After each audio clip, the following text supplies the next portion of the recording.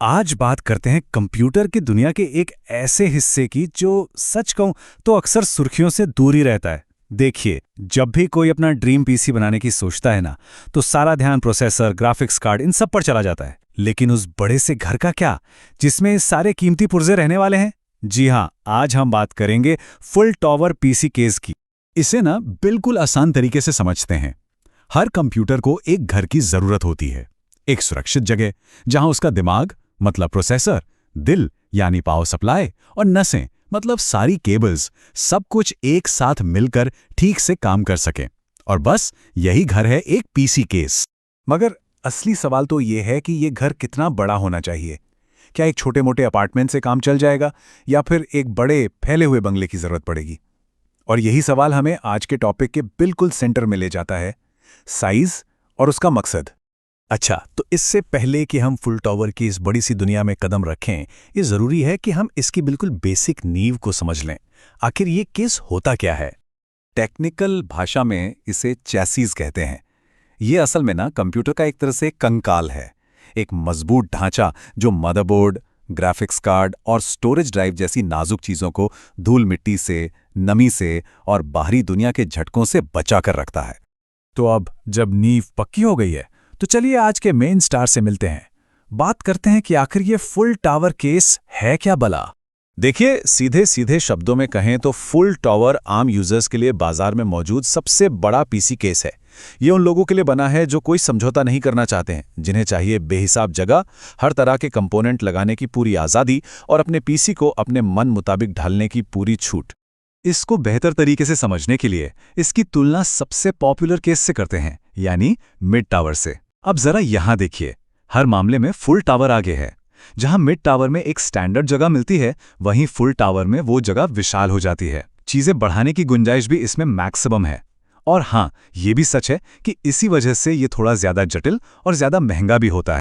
तो चलिए अब इस महल के दरवाजे खोलते हैं और देखते हैं कि अंदर ऐसा क्या खास है जो इसे इतना स्पेशल बनाता है। वो कौन सी तकनीकी खासियतें हैं जो एक फुल टावर को सच में एक फुल टावर बनाती हैं। सबसे पहली और सबसे ज़रूरी चीज़ है मदरबोर्ड सपोर्ट।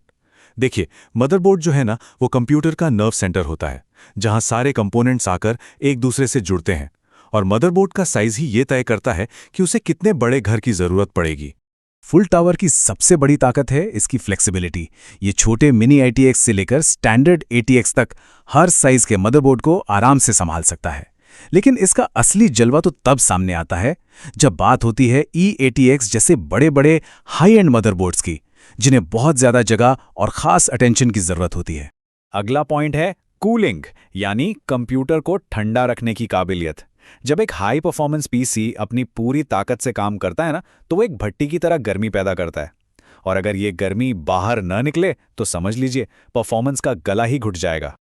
और यहीं पर फुल टावर का जो बड़ा साइज है वो एक वरदान साबित होता है। इसमें बड़े बड़े पंखे लगाने की जगह होती है, कई सारे बड़े रेडिएटर लग सकते हैं। मतलब ज्यादा स्पेस का सीधा मतलब है हवा का शानदार बहाव। और जो लोग कस्टम वाटर कूलिंग के शौकीन हैं, उनके लिए तो ये किसी जन्नत से कम नहीं है। परफॉर्मेंस तो ठीक है, लेकिन आज के डिजिटल जमाने में डेटा का क्या? 4K वीडियो फाइल्स हैं, बड़े बड़े गेम्स हैं, भारी भरकम प्रोजेक्ट्स हैं, इन सबको रखने के लिए भी तो जगह चाहिए, है ना? फुल टावर के स्टोरेज के मामले में भी बेजोड़ हैं। इनमें हार्ड ड्राइव्स और SSDs के लिए इतने स्लॉट होते हैं कि आप गिनते गिनते थक जाएंगे। यहाँ तक कि पुरानी ऑप्टिकल ड्राइव्स के लिए भी जगह मिल जाती है। एक बात तो तय है, इसमें स्टोरेज की कमी कभी महसूस नहीं होगी। तो हमने इसकी ताकत देख ली, इसके फीचर्स समझ लिए, लेकिन अब आता है सबसे बड़ा सवाल। आखिर इतनी बड़ी जगह की जरूरत है किसे? कौन है वो लोग जिनके लिए एक फुल टावर केस ही सही चॉइस है? लिस्ट में सबसे पहले हैं एक्सट्रीम गेमर्स और ओवरक्लॉकर्स। ये वो लोग हैं जो अपने हार्डवेयर से परफॉर्मेंस की आखिरी बूंद तक निचोड़ लेना चाहते हैं। फुल टावर इन्हें एक साथ कई ग्राफिक्स कार्ड लगाने, बड़े बड़े कूलिंग सिस्टम बनाने और एकदम जबरदस्त एयरफ्लो पाने की पूरी आज़ादी देता है। दूसरे नंबर पर आते हैं क्रिएटिव प्रोफेशनल्स, जैसे वीडियो एडिटर्स, 3D आर्टिस्ट्स और इंजीनियर्स। इनके काम को पावरफुल प्रोसेसर्स चाहिए, ढेरों स्टोरेज चाहिए और खास तरह का हार्डवेयर भी चाहिए। फुल टावर केस इन सभी जरूरतों को पूरा करने के लिए एक परफेक्ट प्लेटफॉर्म देता है। और आखिर में हार्डवेयर के वो शौकीन और मॉडर्स जिनके लिए पीसी बनाना सिर्फ एक काम नहीं बल्कि एक कला है। फुल टॉवर उनके लिए एक बड़े कैनवास की तरह है जहां वे अपनी क्रिएटिविटी दिखा सकते हैं, आसानी से पार्ट्स बदल सकते हैं और अपने सपनों का पीसी तैयार कर सकते हैं।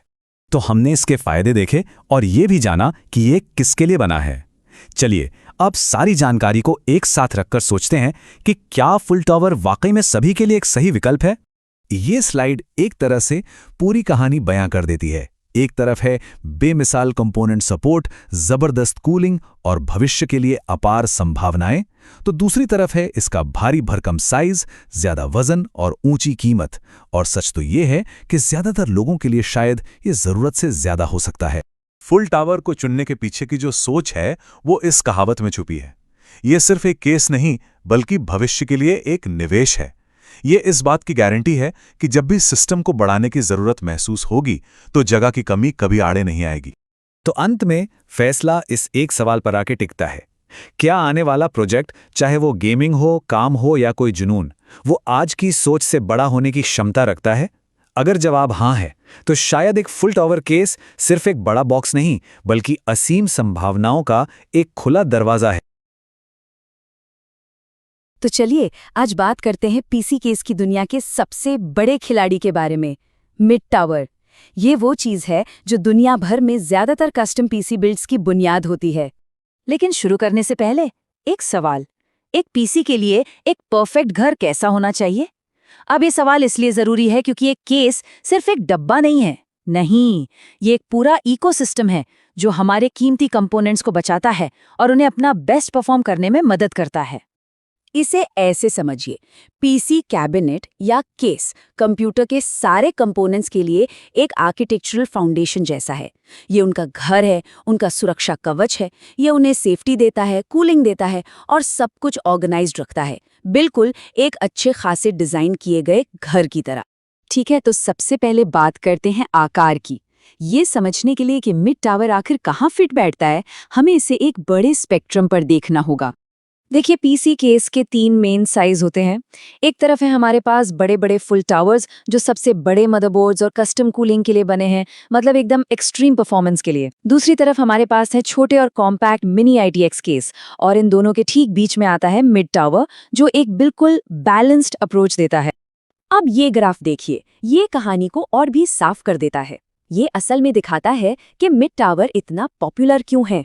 ये मिनी आईटीएक्स की तंग जगह और फुल टावर के जरूरत से ज्यादा बड़े आकार के बीच एक कह सकते हैं स्वीट स्पॉट है। इसमें काम करने के लिए काफी जगह होती है, पर यह इतना भी बड़ा नहीं है कि आपके डेस्क पर पूरी जगह ही घेर ले। और बस इसी वजह से इसे अक्सर पीसी केस की दुनिया का गोल्डीलॉक्स कहा जाता है। न बहुत बड़ा, न बहुत छोटा, बिल्कुल सही। ये ज्यादातर बिल्डर्स के लिए परफॉर्मेंस, साइज और कंपैटिबिलिटी के बीच वो एकदम सही वाला ऑप्शन है। तो टेक अवे क्या है? अगर आप ज्यादातर लोगों की तरह हैं तो मिड टावर शायद आपके लिए ही बना है। तो साइज की बात तो हो गई, अब जरा इसके अंदर झांककर देखते हैं, इसके फ्लोर प्लान को समझते हैं, देखते हैं कि क्या चीज इसे इतना वर्सेटाइल और पॉपुलर बनाती है। मिड टावर की सबसे बड़ी ताकत पता है क्या है? इसकी कंपैटिबिलिटी। ये इंडस्ट्री स्टैंडर्ड ATX मदरबोर्ड्स को आराम से सपोर्ट करता है जो आपको ज्यादातर बिल्ड्स में मिलेंगे। लेकिन असली कमाल ये है कि ये छोटे माइक्रो ATX और मिनी ITX बोर्ड्स के लिए भी उतना ही फ्लेक्सिबल है। मतलब बिल्डर्स के पास ऑप्शंस की कोई कमी नहीं है। और जब बात आती है ग्राफिक्स कार्ड्स की, अरे उसके लिए तो जगह ही जगह है। 380 मिलीमीटर तक का सपोर्ट। इसका मतलब ये है कि आज के सबसे बड़े और सबसे पावरफुल GPU भी इसमें बिना किसी टेंशन के आराम से फिट हो सकते हैं। यहाँ एक और बहुत ज़रूरी चीज़ है, इसकी कूलिंग। इसका सिस्टम ना बहुत ही सिंपल लेकिन ज़बरदस्त तरीके से काम करता है। ठंडी हवा अंदर आती है, कंपोनेंट्स की गर्मी को सोखती है और फिर गर्म हवा बाहर निकल जाती है। ये एयरफ्लो पीसी को पीक परफॉर्मेंस पर बनाए रखने के लिए बेहद ज़रूरी। तो इन सारी बातों को अगर हम जोड़कर देखें तो ये साफ हो जाता है कि ये आर्किटेक्चर मिड टावर को गेमर्स से लेकर कंटेंट क्रिएटर्स तक लगभग हर किसी के लिए पहली पसंद क्यों बनाता है। तो आखिर में फैसला क्या है? देखिए, इसके फायदे जबरदस्त कंपैटिबिलिटी, शानदार एयरफ्लो और अंदर काम करने के लिए ढेर सारी जगह। इसके छोटे मोटे नुकसान पर साफ तौर पर भारी पड़ते हैं। ये सच में वो ऑलराउंडर है जो ज्यादातर बिल्डर्स के लिए एकदम सही बैठता है। और ये बात मिड टावर के असर को बिल्कुल सही तरीके से बयां करती है। ये सिर्फ एक पॉपुलर चॉइस नहीं है, ये वो स्टैंडर्ड है जिस पर दुनिया भर में न जाने कितने पीसी बिल्ड्स टिके हुए हैं, जो इसे पीसी बिल्डिंग कम्युनिटी का सचमुच दिल बनाता है। और ये हमें भविष्य के एक बहुत ही दिलचस्प सवाल पर लाकर छोड़ देता है। जैसे जैसे टेक्नोलॉजी आगे बढ़ेगी, कंपोनेंट्स बदलेंगे, तो क्या मिड टावर हमेशा पीसी बिल्डिंग का बादशाह बना रहेगा, या फिर हमें कोई नया किंग देखने को मिलेगा? इसका जवाब तो सिर्फ वक्त ही बताएगा। नमस्कार। तो आज हम बात करने वाले हैं आर्केड आर्किटेक्ट के ब्लूप्रिंट के बारे में। हम ये पता लगाएंगे कि जो क्लासिक आर्केड गेम्स थे, उन्हें सिर्फ खेलने के लिए नहीं बल्कि पूरी तरह से महसूस करने के लिए कैसे डिज़ाइन किया गया था। कभी सोचा है कि एक आर्केड गेम खेलने का जो फील है वो इतना अलग क्यों होता है? वो भारी भरकम जॉयस्टिक, बटनों की वो क्लिक वाली आवाज़, स्क्रीन का वो खास एंगल, ये सब इतना यादगार क्यों है भला? देखिए, इसका राज सिर्फ गेम के कोड या ग्राफिक्स में नहीं है। असली जादू तो उस मशीन के डिज़ाइन में छुपा है, उसकी बनावट में, उसके आर्किटेक्चर में। तो चलिए इस ब्लूप्रिंट को परत दर परत खोलते हैं। आइए इस आर्केड मशीन की बनावट को थोड़ा और करीब से देखते हैं और समझते हैं कि ये काम कैसे करती थी। तो एक आर्केड कैबिनेट में कई खास हिस्से होते हैं। एकदम ऊपर होता है मार्की, जो गेम के नाम का ऐलान करता है। फिर आता है मॉनिटर और उसका फ्रेम, जिसे बेजल कहते हैं। नीचे की तरफ है कंट्रोल पैनल, जहां सारे बटन और जॉयस्टिक होते हैं। कॉइन डोर खेल में एंट्री का दरवाजा है, और साइड में बना आर्ट इसे एक अलग पहचान देता है। ये सब मिलकर ही वो यादगार अनुभव बनाते हैं। तो ये तो हो गए इसके हिस्से, पर अब बात करते हैं इसके पीछे के विज्ञान की। मतलब ये सिर्फ दिखने में अच्छे नहीं थे, इन्हें खिलाड़ी के आराम को ध्यान में रखकर बनाया गया था, जिसे हम कहते हैं एर्गोनॉमिक्स का विज्ञान। मॉनिटर का जो एंगल होता था ना, वो कोई इत्तेफाक नहीं था, उसे बहुत सोच समझकर सेट किया जाता था, ताकि बाहर की लाइट से कोई चमक ना पड़े और ध्यान सिर्फ और सिर्फ गेम पर रहे। ये एक बहुत ही सोचा समझा डिजाइन था। और ठीक यही बात कंट्रोल पैनल पर भी लागू होती है। सारे बटन और जॉयस्टिक ठीक उसी जगह होते हैं जहां हाथ अपने आप जाते हैं, ताकि खेलने में कोई रुकावट महसूस ना हो। और ये सिर्फ आराम के लिए नहीं था, इन्हें बनाया भी ऐसा जाता था कि सालों की जबरदस्त पिटाई झेल सकें।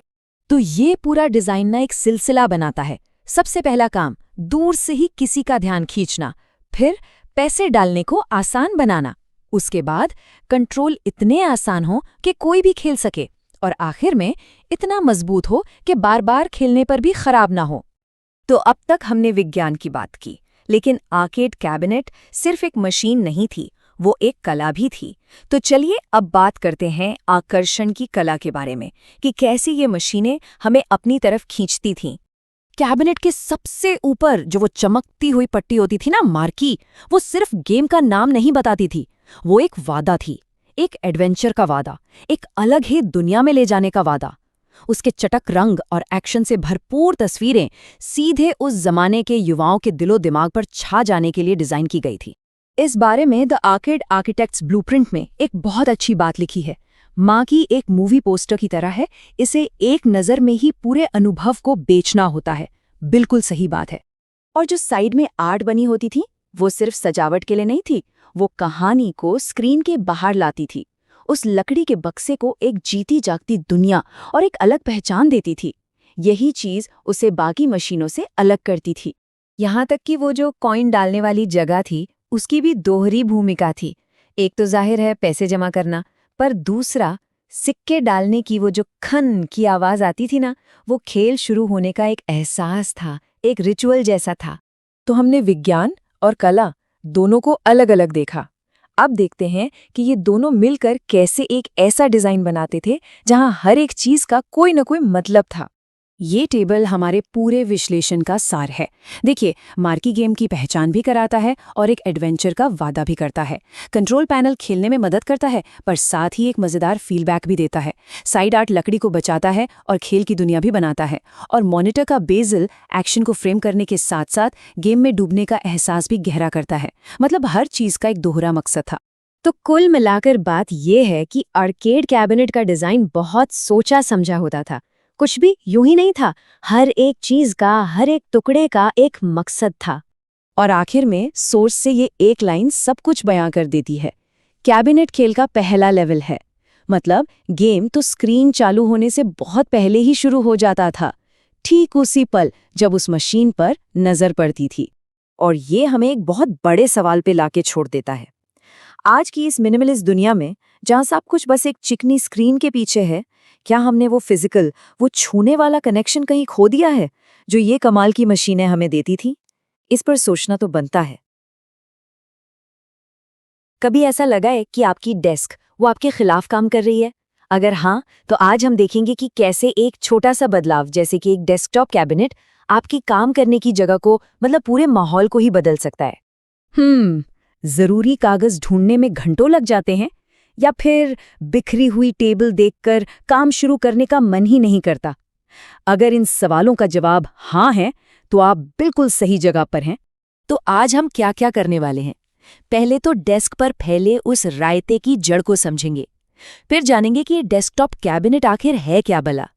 इसके बाद देखेंगे कि कौन कौन से टाइप के कैबिनेट होते हैं, अपने लिए सही वाला कैसे चुनें, और आखिर में अपने वर्कस्पेस को एक प्रो की तरह कैसे चमकाएं। चलिए, सबसे पहले बात करते हैं डेस्क पर फैली अव्यवस्था की।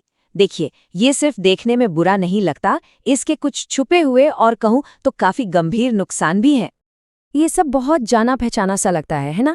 कागजों का वो ढेर जो बस बढ़ता ही चला जाता है, वो एक पेन जो जरूरत के वक्त तो कभी नहीं मिलता, और काम शुरू करने से पहले ही लगता है यार कहाँ से शुरू करूं।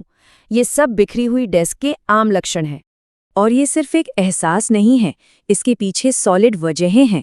बिखराव सीधे सीधे हमारा कीमती समय बर्बाद करता है, हमारा ध्यान भटकाता है, और बिना बात का स्ट्रेस तो बढ़ाता ही है। तो सवाल ये है कि इस चक्कर से बाहर कैसे निकलें? और यहीं पर एंट्री होती है हमारी कहानी के हीरो की, डेस्कटॉप कैबिनेट। ये सिर्फ सामान रखने का एक डिब्बा नहीं है, नहीं, ये उस पूरे बिखराव पर कंट्रोल पाने का एक सिस्टम है। तो टेक्निकली एक डेस्कटॉप कैबिनेट है क्या? ये एक छोटी सी स्टोरेज यूनिट है जो आपकी डेस्क पर या उसके बगल में आराम से फिट हो जाती है। इसका सीधा सा मकसद है आपके कागज, पेन, स्टेशनरी और दूसरा सामान सलीके से रखकर आपके काम करने की जगह को ज्यादा असरदार बनाना। देखिए, एक कैबिनेट के 4 मेन काम हैं। पहला, चीजों को सही ग्रुप में छांटना। दूसरा, उन्हें संभाल कर रखना ताकि आसानी से मिल जाएं।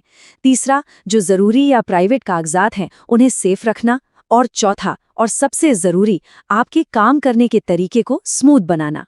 अच्छा, अब जब हम ये समझ गए हैं कि डेस्कटॉप कैबिनेट क्या करता है, तो चलिए जरा बाजार में घूमकर आते हैं और देखते हैं कि ये कितने तरह के मिलते हैं। सही कैबिनेट चुनना मतलब अपनी जरूरत के लिए सही पर्सनैलिटी ढूंढने जैसा है। मटेरियल की बात करें तो लकड़ी एक क्लासिक वार्म लुक देती है, लेकिन हाँ, थोड़ी महंगी हो सकती है। मेटल जो है वो काफ़ी मजबूत और मॉडर्न दिखता है। और फिर आता है प्लास्टिक, जो कि एक किफ़ायती और रंगीन ऑप्शन है। आपका फैसला इस बात पर होगा कि आपके लिए क्या ज़्यादा ज़रूरी है, लुक, मजबूती या बजट। यहाँ एक और बड़ा सवाल आता है, खुली शेल्फ चुने या बंद दराजें? देखिए, खुली शेल्फ उन चीज़ों के लिए बेस्ट है जो बार बार काम आती हैं। वहीं बंद दराजें सारा फैला हुआ सामान छिपाने और प्राइवेट चीजों को सेफ रखने के लिए एकदम सही हैं। ये पूरी तरह से आपके काम करने के स्टाइल पर निर्भर करता है। चलिए, अब आते हैं मुद्दे की बात पर। अपने लिए एकदम परफेक्ट कैबिनेट कैसे चुनें? अरे, ये उतना मुश्किल नहीं है जितना लगता है। यहाँ 3 बहुत ही आसान स्टेप्स हैं। सबसे पहले ये देखिए कि आपको रखना क्या क्या है। कागज हैं, पेन है या गैजेट्स और केबल हैं। दूसरा, अपनी डेस्क पर देखिए कि जगह कितनी है। और तीसरा, एक ऐसा डिजाइन चुनिए जो आपके कमरे के बाकी फर्नीचर से मैच करे। सिंपल। ये चार्ट एक अंदाजा देता है कि आमतौर पर डेस्क पर क्या सामान होता है। ज्यादातर तो कागज और स्टेशनरी ही होते हैं। अपनी डेस्क पर एक नज़र डालने से ये आइडिया लग सकता है कि आपको ज्यादा दराजों वाला कैबिनेट चाहिए या फिर ऐसा जिसमें केबल मैनेजमेंट का भी सिस्टम हो। और अब हम आ गए हैं अपने आखिरी हिस्से में। एक बार जब सही कैबिनेट चुन लिया तो असली जादू शुरू होता है। अपने वर्कस्पेस को एक काम की जगह से एक क्रिएटिव जगह में बदलने का जादू। जरा सोचिए, एक ऐसी डेस्क जो एकदम शांत और सलीके से सजी हो, जहां हर चीज अपनी जगह पर हो। ऐसे माहौल में फोकस करना कितना आसान हो जाता है ना? नए आइडियाज आते हैं और काम काम बोझ नहीं लगता। यही एक ऑर्गेनाइज्ड डेस्क की असली ताकत है। और ये कहावत 100% सच है। जब हमारे आसपास की जगह व्यवस्थित होती है, तो हमारा दिमाग भी अपने आप शांत और क्लियर हो जाता है। और अंत में जाते जाते एक सवाल, आज की इस डिजिटल दुनिया में जहां हर चीज क्लाउड पर है, हमारे लिए फिजिकली कौन सी चीजें रखना वाकई जरूरी है? ये सवाल सिर्फ डेस्क साफ करने से कहीं बड़ा है। इस पर सोचिएगा जरूर। कभी सोचा है कि हमारे घर का कोई एक मामूली सा फर्नीचर हमारे आने वाले कल की एक बहुत बड़ी कहानी बयां कर सकता है? आज हम एक ऐसे ही छोटे से हीरो मिनी टावर कैबिनेट के जरिए शहरी जीवन के भविष्य को समझने की कोशिश करेंगे। ये नंबर देखिए, 80%। ये सिर्फ एक आंकड़ा नहीं है, ये हमारे भविष्य की एक झलक है। कल्पना कीजिए, जब दुनिया की 80% आबादी शहरों में बस रही होगी, तो हमारे घर, हमारी गलियां, सब कुछ कैसे बदल जाएगा। ये आंकड़ा उस सबसे बड़ी चुनौती की तरफ इशारा कर रहा है जिसका हम सामना करने वाले हैं, सिकुड़ती हुई जगह। तो सवाल ये उठता है कि हम इस सिकुड़ती दुनिया में रहेंगे कैसे? इस हिस्से में हम यही जानेंगे कि दुनिया भर के डिजाइनर्स और आर्किटेक्ट्स इस चुनौती का सामना आखिर कर कैसे रहे हैं और हमारे भविष्य के घरों के लिए क्या नए-नए समाधान तैयार कर रहे हैं। और देखिए, ये सिर्फ कोई भविष्य की बात नहीं है। ये बदलाव तो पहले ही शुरू हो चुका है। हमारे दादा दादी के ज़माने के वो बड़े बड़े घर और आज के ये कॉम्पैक्ट अपार्टमेंट्स, ये सिर्फ नंबर नहीं, ये हमारी जिंदगी की सच्चाई है। हम में से कई लोगों ने इस बदलाव को खुद महसूस भी किया होगा। तो आर्किटेक्ट्स इस प्रॉब्लम का हल कैसे निकाल रहे हैं? वो बाहर की तरफ फैलने के बजाय ऊपर की ओर सोच रहे हैं। कॉम्पैक्ट टावर हाउसिंग का आइडिया बिल्कुल यही है। ऐसी ऊंची इमारतें बनाना जो कम जमीन का इस्तेमाल करें ताकि हमारे शहरों में ज्यादा लोगों के लिए जगह बन सके। अच्छा, अब जब हमने ये बड़ी तस्वीर समझ ली है, तो चलिए एक ऐसी छोटी सी चीज पर जरा गौर करते हैं जो बहुत बड़ा फर्क पैदा कर रही है, और वो है मिनी टावर कैबिनेट। तो ये मिनी टावर कैबिनेट है क्या, जिसके बारे में हम बात कर रहे हैं? देखिए, ये सिर्फ एक अलमारी या फर्नीचर का टुकड़ा भर नहीं है। नहीं, ये एक डिजाइन सॉल्यूशन है, एक ऐसा स्मार्ट आइडिया जो हमारे रहने के तरीके को बदल रहा है। सोचिए, एक छोटा सा अपार्टमेंट है और सामान रखने की जगह कम पड़ रही है। यहीं पर मिनी टावर कैबिनेट काम आता है। ये एक ऐसा चतुर डिजाइन है जो जमीन पर कम से कम जगह लेकर दीवारों की ऊंचाई का इस्तेमाल करके हमें ज्यादा से ज्यादा स्टोरेज देता है। तो क्या चीज इसे इतना खास बनाती है? 3 बातें। पहली, ये ऊपर की ओर जाता है, यानी फर्श की कीमती जगह बिल्कुल नहीं लेता। दूसरी बात, ये मॉड्यूलर है, मतलब इसे अपनी जरूरत के हिसाब से बदला जा सकता है। और तीसरी, ये घर के डिजाइन में ऐसे घुल मिल जाता है कि पता भी नहीं चलता। तो ये छोटा सा कैबिनेट कॉम्पैक्ट टावर हाउसिंग के उस बड़े आइडिया से आखिर जुड़ता कैसे है? चलिए इस कनेक्शन को समझते हैं। ये सिर्फ एक नारा नहीं है, ये हमारे शहरों के भविष्य का ब्लूप्रिंट है। कम जमीन का इस्तेमाल करके और ज्यादा ऊंचाई पर निर्माण करके हम ऐसे शहर बना सकते हैं जो ज्यादा टिकाऊ और रहने लायक हों। और यहीं पर मिनी टावर कैबिनेट की भूमिका सामने आती है। ये उस बड़े सिद्धांत का एक जीता जागता भौतिक रूप है, एक छोटा सा विवरण जो एक बहुत बड़े विचार को हकीकत में बदल देता है। तो ये सब शुरू कैसे हुआ? इसकी कहानी एक चुनौती से शुरू होती है। हमारे पास जगह कम पड़ रही थी, फिर एक विचार आया, हमें ऊपर की ओर सोचना होगा, और उसी विचार से मिनी टावर कैबिनेट का जन्म हुआ। सिंपल। तो इसका हमारे भविष्य के लिए क्या मतलब है? इसका मतलब है कि हमें अपने रहने के तरीके के बारे में अलग ढंग से सोचना होगा। हमें उन छोटे छोटे विवरणों पर ध्यान देना होगा जो मिलकर एक बड़ा अंतर पैदा करते हैं। ये एक शक्तिशाली विचार है ना? ये हमें याद दिलाता है कि जरूरी ये नहीं कि हमारे पास कितनी जगह है, बल्कि ये है कि हम उसका इस्तेमाल कैसे करते हैं। हम सब अपनी छोटी जगहों का बेहतरीन इस्तेमाल कैसे कर सकते हैं। और ये सिर्फ कहने की बातें नहीं है। स्मार्ट डिजाइन असल जिंदगी में काम करता है। कई स्टडीज से पता चला है कि अच्छा डिजाइन एक छोटी सी जगह को भी बड़ा और खुला खुला महसूस करा सकता है, और इसका हमारे मानसिक स्वास्थ्य और सुकून पर बहुत गहरा असर पड़ सकता है। तो यहाँ सबसे जरूरी बात यह है, हर डिटेल मायने रखती है। हमारे घरों की छोटी छोटी चीजें हमारे जीवन की क्वालिटी पर बहुत बड़ा असर डाल सकती हैं, और ये हमें एक बहुत ही महत्वपूर्ण सवाल पर लाकर खड़ा कर देता है। तो मैं इसी विचार के साथ ये विश्लेषण समाप्त करना चाहूंगा। अपने आसपास देखिए, घर में वो कौन से छोटे विवरण हैं जो एक बड़ा अंतर पैदा करते हैं, और हम सब अपने जीवन को बेहतर बनाने के लिए डिजाइन का उपयोग कैसे कर सकते हैं। भविष्य हमारे ही हाथों में है।